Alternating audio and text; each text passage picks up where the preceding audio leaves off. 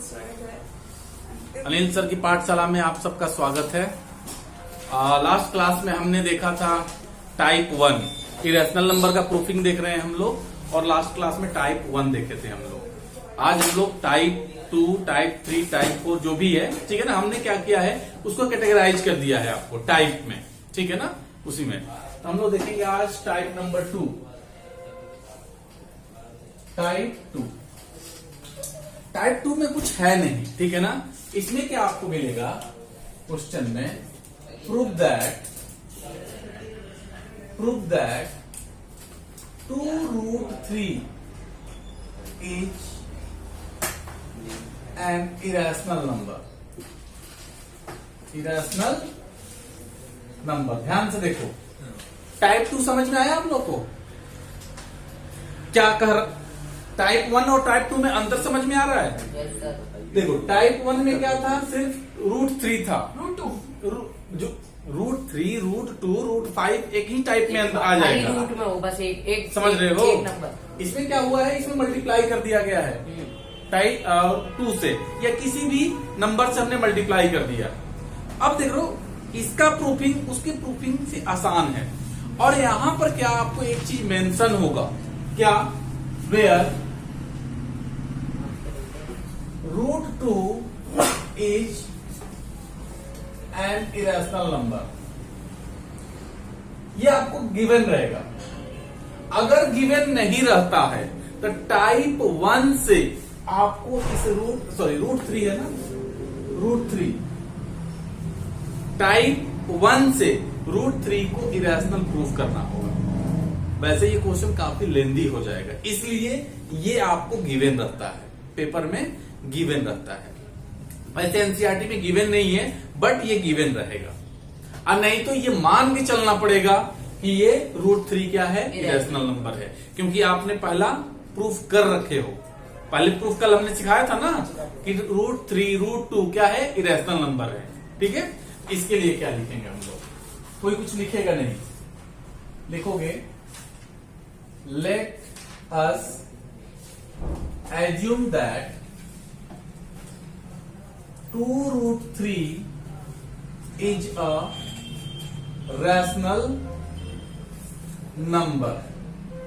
Clear है? लिखो मत Santa. such that 2√3 equal to a by b, where a and b are integers, को prime integers लिख दो, आर को प्राइम इंटीजर्स। क्लियर है? को प्राइम इंटीजर्स है, यानी कि इनके बीच में कोई नो कॉमन फैक्टर नहीं है। चलो को प्राइम इंटीजर्स आ जाओ। अब इसको हम लोग क्या लिखेंगे, इस 2 को मैं इधर भेज सकता हूं क्या? और करके लिख सकते हैं √3 इक्वल टू a/2b। ध्यान दो, सिर्फ समझो, पूरी एनर्जी लगा दो इसको समझने में। कोई दिक्कत है इसमें? नहीं। मैं इसको इधर ला सकता हूं ना। अब मेरे दोस्त ये बताओ, a क्या है, इंटीजर है? इंटीजर है, जितना पूछा जा रहा है उतना बोलो ना। जी हाँ। इंटीजर है। b क्या है, इंटीजर है। 2b क्या हो जाएगा, इंटीजर होगा। इंटीजर को अगर इंटीजर से मल्टीप्लाई करेंगे, 2 इंटीजर है ये तो पता है, b भी इंटीजर है। इंटीजर इंटू इंटीजर क्या देगा, इंटीजर। मतलब नीचे वाला भी इंटीजर है और ऊपर वाला भी इंटीजर है। तो ये क्या है, इंटीजर अपॉन इंटीजर क्या होता है, रैशनल नंबर। रैशनल नंबर तो लिखोगे, लिखोगे here a and b are integers, so a by 2b is a rational number। कोई दिक्कत है मेरे दोस्त? जल्दी बताओ। a और b इंटीजर है, तो ये क्या हो जाएगा, रैशनल नंबर हो जाएगा। ये रैशनल नंबर है ना, तो रैशनल के ही इक्वल होगा। हाँ लाइक टर्म लाइक को ही तो कंपेयर कर सकते हो। इरेशनल दो लाइक टर्म को किससे कंपेयर करोगे, अनलाइक टर्म से कंपेयर किया जा सकता है क्या? नहीं। मतलब ये अगर रैशनल है और इक्वालिटी होल्ड कर, इट मींस दैट ये भी रैशनल है। Yes sir. यहां से तो ये रैशनल आ गया ना भाई, ठीक है ना। लिखोगे therefore √2 is also a rational number. कोई दिक्कत? आगे हाँ जाओ। हाँ इज अ रैशनल नंबर, बताओ चंटा। बट मेरे दोस्त यहां पर क्या लिखा हुआ है, इरेशनल। यहां से जब रास्ते में हम लोग चले तो यहां से हम ये क्या बता रहे हैं कि ये रैशनल है, बट ये गिवन है कि ये इरेशनल नंबर है। But it is given that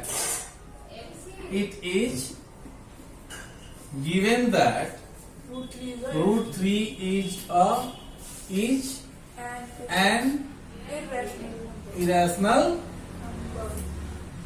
number. This contradicts the fact that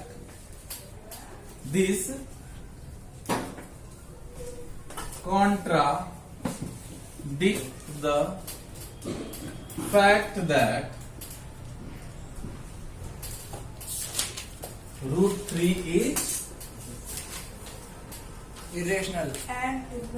These contradict the fact that 2√3 is a rational number. Hence, 2√3 is an irrational number. कोई दिक्कत है तो बताओ। सारा गेम इस लैंग्वेज का है, मैथमेटिक्स कम इंग्लिश ज्यादा है ना। नोटो समझ में आया जी, क्या दिक्कत है बताओ। सर यहाँ पे जैसे आपने ऐसे एकदम कैसे प्रूव कर दिया कि 2√3 भाई ये लिखा है ना, ये √3 क्या है, इरेशनल है। और यहाँ पर ये बोल रहा था कि ये रैशनल है। तो जो गिवन है वो स्टेटमेंट हमारा सही है ना। ये तो गिवन है ना भैया। स्टेटमेंट हो गई, नीचे तो हमने प्रूफ तो एक दूसरे को क्या कर रहा है, ये कॉन्ट्राडिक्ट कर रहा है। यानी कि जो हमने एजम्पशन लिया है वो गलत है। क्या लिख सकते हो, this contradiction arises due to our wrong assumption, ये भी लिख सकते हो आप, ठीक है ना। ये चीज कॉन्ट्राडिक्टरी से धीरे धीरे समझ में आ जाएगा, इसको आप एडप्ट करो, ठीक है। बस इतना लिखना सीखो, लिखो। चलो अब हम लोग देखेंगे टाइप 3। टाइप 3 में देखो किस टाइप का क्वेश्चन आ गया।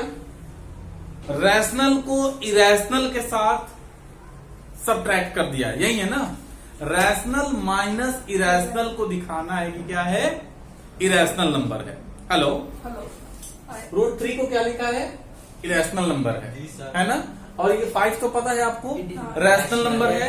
तो हमें ये दिखाना है कि रैशनल माइनस इरेशनल इरेशनल है ना, ये चीज है। तो मेरे दोस्त फिर वही काम करना है, क्या, let us assume that 5 minus √3 is a rational number। हम मान लेते हैं, बाद में देखते हो ये दोनों आपस में लड़ जाते हैं, नहीं भाई, ये चीजें है rational number such that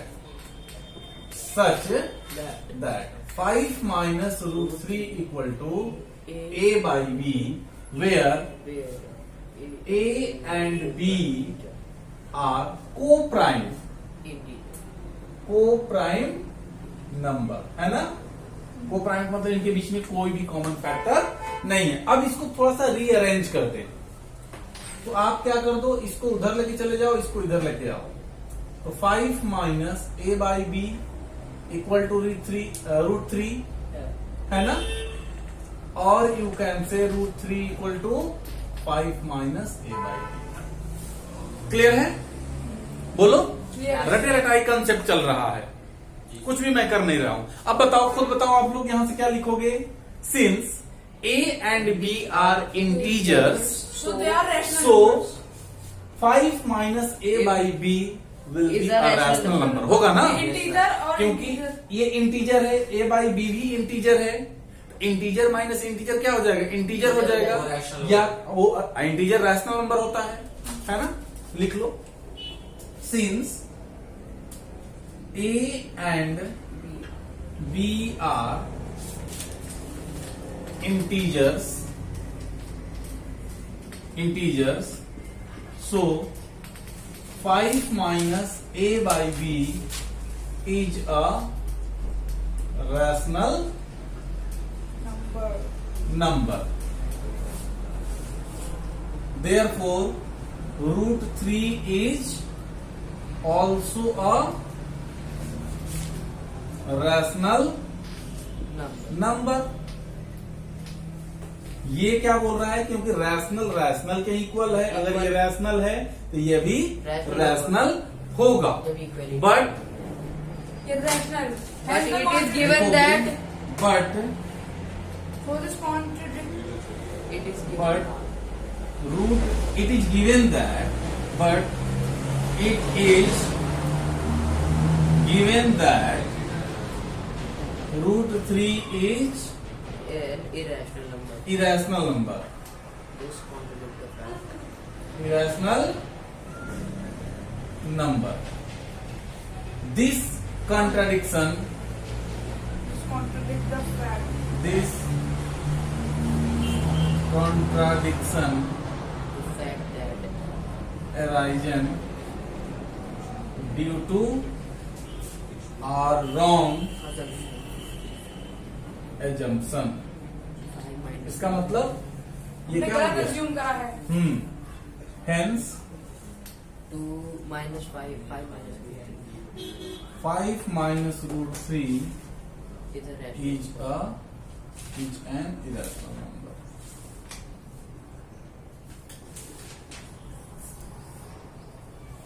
note करो,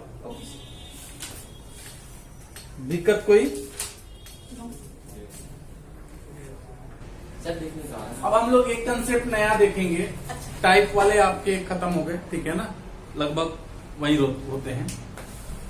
अब देखो, एक कंसेप्ट है यहाँ पर कि कोई भी दो नंबर है, सपोज करो हमारे पास P और Q, हमने दो नंबर लिया है, ठीक है? तो ये कहता क्या है कि product of this two number, यानी कि P and Q is equal to product of their LCM and HCF, LCM and HCF, ये होता है रिलेशन, है ना? अगर इसको हमें वेरीफाई करना है तो एक छोटा सा एग्जांपल लेकर हम लोग इसे सॉरी मैंने कल कर कोई दो नंबर ले लें हम लोग, कितना? 20. 10 ले लो एंड 25 ले लो, 10 और 25। तो पहले 10 और 25, 10 का प्राइम फैक्टर क्या होगा? 2 into 5 और 25 का क्या हो जाएगा? 5 स्क्वायर। इनका HCF क्या होगा? 5 है ना? दोनों में जो कॉमन होगा उसका lowest power, that is power 5। और LCM क्या होगा? 5 square into 2, 5 square इनमें जो कॉमन होगा उसका हाईएस्ट पावर, Into और बचा इसके हुआ। अलावा जो बच गया into इसमें 2 बचा है. इंटू 2, ये कितना हो गया आपका? 50 50. 50, 25. है ना? ये चीजें। अब देखो, इन दोनों का नंबर को मल्टीप्लाई करो, 250. Product of this two number, suppose करो ये P है आपका, ये क्यू है Q है, तो 10 इंटू 25 25, 250 LCM इसका कितना हो गया? 50. 50, और HCF कितना हो गया? 5 आप देखो, ये 250 इधर भी आ रहा है, 250 इधर भी आ रहा है, जो वाले जैसे है ना? H is equal to ये R चीजें, is. इन दोनों का प्रोडक्ट जो है आपका ये सेम रहता है, ठीक है ना? तो इनमें क्या करेगा मेरे दोस्त? P और Q दे देगा, LCM दे देगा, बोलेगा HCF बताओ, Okay. ठीक है ना?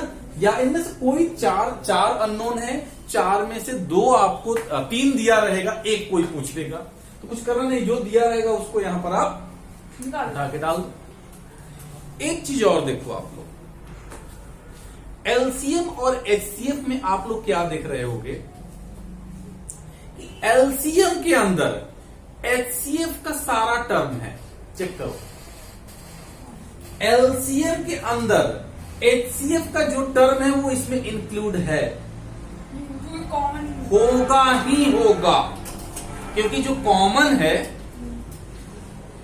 उसका लोएस्ट पावर लेते हैं ना, जो कॉमन है। इसके अंदर में क्या है, कॉमन के अलावा एक्स्ट्रा भी है, तो यानी कि एचसीएफ वाला टर्म इसमें रहेगा ही रहेगा। ओके। बात समझ रहे हो? क्वेश्चन देखो यहां पर है, is it possible to have two numbers whose HCF is 25 and LCM is 520? क्या ऐसा पॉसिबल है दो नंबर का एचसीएफ 25 हो जाए और एलसीएम इतना हो जाए? तो देख लेते हैं, पहले इसका एलसीएम निकालो, एलसीएम का फैक्टर करो और एचसीएफ का फैक्टर करो। देखो क्या इसके एलसीएम में एचसीएफ का फैक्टर इंक्लूडेड है कि नहीं? तो 5 स्क्वायर आ रहा है या नहीं? हाँ, नहीं आ रहा। देख लीजिए। चल तो देखते हैं हम लोग एचसीएफ का फैक्टर निकालो, तो टाइप 4 नहीं है? तो हो जाएगा 5 का स्क्वायर। एलसीएम क्या हो जाएगा? एलसीएम में 520 को आप ये करो, कितना हो जाएगा? और 260 260 एंड 130 65 5 से करो 13 है ना? क्या है ये? And 13 is prime number 2 to the power 3 2 cube 3 and 5 into 13 एक तो है, लेकिन जो एचसीएफ है ना पूरा आना चाहिए इसके अंदर में। 5 स्क्वायर। हाँ। 5 आ समझ रहे हो? तो ये पॉसिबल नहीं है। अगर ये भी 5 का स्क्वायर आ गया होता तो बोलते कि ये दोनों पॉसिबल है। कुंदन समझ में आया? नहीं समझ में आया? देखो एलसीएम और एचसीएफ पूछा जा रहा है आपसे कि दो नंबर का क्या एलसीएम 520 है, एचसीएफ 25 हो सकता है? इसको चेक करने का तरीका क्या होता है? एचसीएफ निकाल लिया करो, एचसीएफ का जो फैक्टर है ना उसको लिख लिया करो और एलसीएम का फैक्टर लिख लिया करो। लिख लिए? अब देखो एलसीएम के अंदर में ये वाला होना चाहिए, है? नहीं है तो नहीं है, नहीं है, तो it is not LCM of अगर होता तो बोलते। क्या दिक्कत है इसमें? सर वैसे पिछले वाले में भी 5 की पावर 2 थी, एचसीएफ में नहीं, एचसीएफ में 5 था और एलसीएम में 5 की पावर 2 थी। हाँ। तो पॉसिबल था। हाँ, एचसीएफ का सारा टर्म इसमें होना चाहिए। अच्छा 5 की सर पावर एलसीएम में हाँ। एक्स्ट्रा हो अगर हैं? एलसीएम में एक्स्ट्रा है नहीं अगर फॉर एग्जाम्पल 5 क्यूब होता तो कुछ असर नहीं पड़ता, मतलब होता भी। किसमें? फॉर एग्जाम्पल एलसीएम में होता 5 क्यूब 5 की पावर तो 3। हाँ, तो ये बिल्कुल होता। इसका ये देखो उसके अंदर में है कि नहीं? उससे 5 पावर क्यूब है ना, तो 5 के क्यूब को क्या लिखेंगे? 5 का स्क्वायर इंटू 5, तो उसके अंदर तो है ही ये। ठीक है, ये चीजें नोट करो आप लोग इसे। सर क्वेश्चन स्टार्ट करें? अब देखो यहां से क्वेश्चन नंबर 1 क्या है? HCF of two number is 27। मतलब क्वेश्चन नंबर 1 में एचसीएफ कितना है? 27। एलसीएम कितना है? 162 and one of the number लिख लो यहां पर, let P B 2 P B cube numbers B, P and Q P and Q Q। तो क्या होना चाहिए? P इक्वल and Q should be equal to HCF into LCM.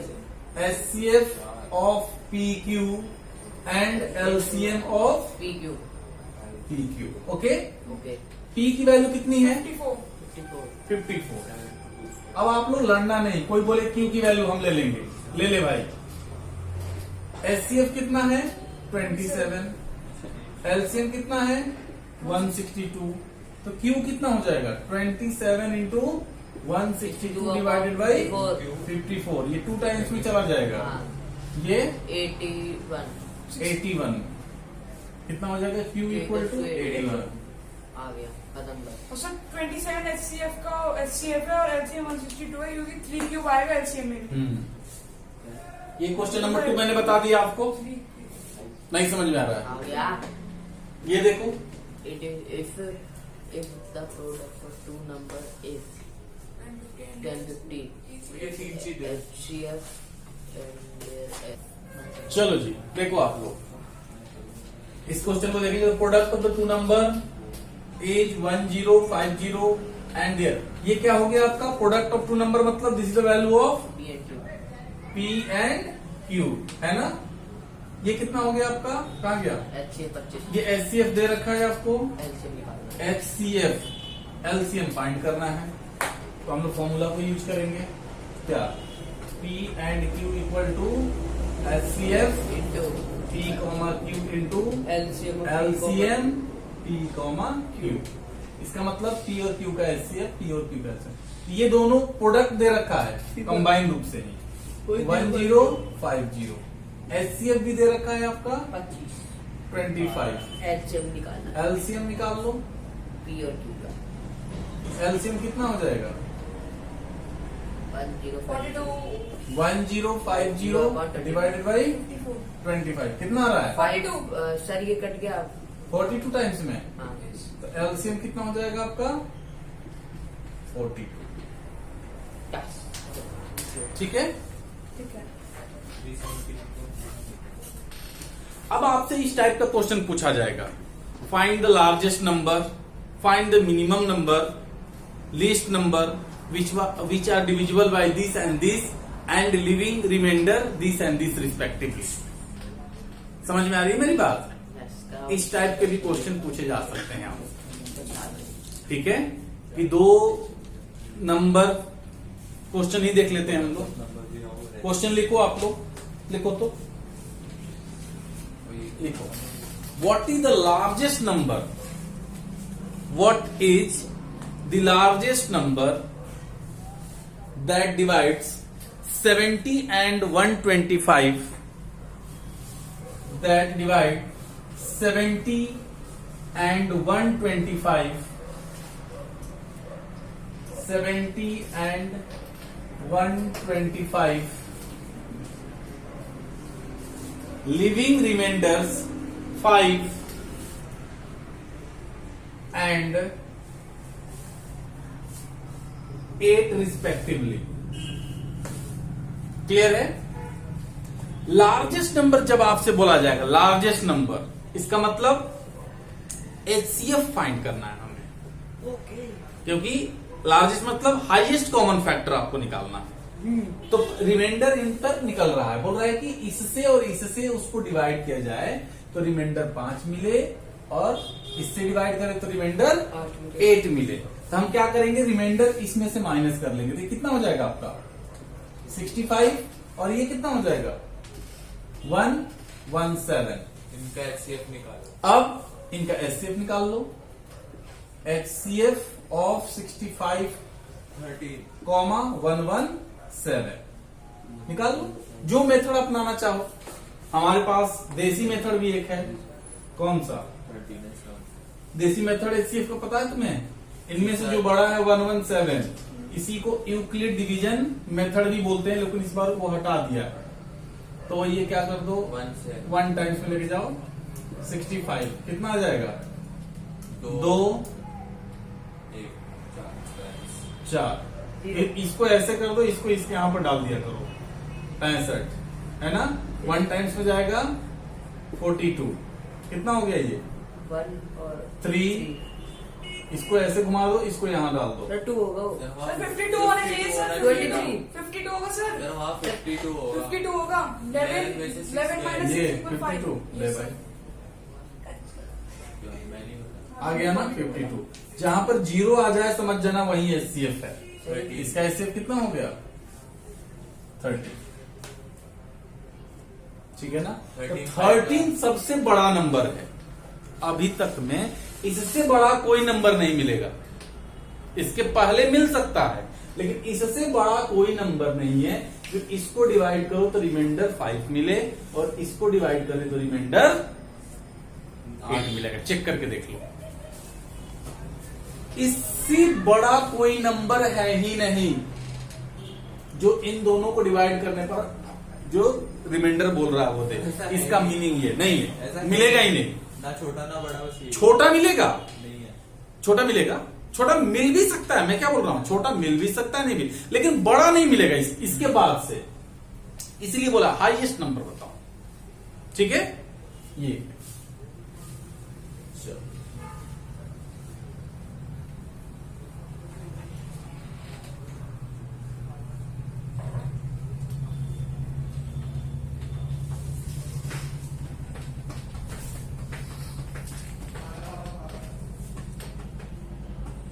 एक और क्वेश्चन लिख लो।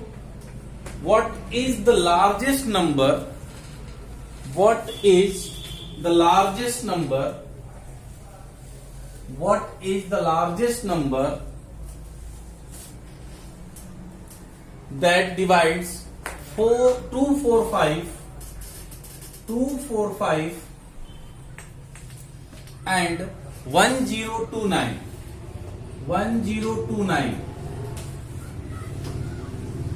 comma living remainder 5 in each case, living remainder 5 in each case।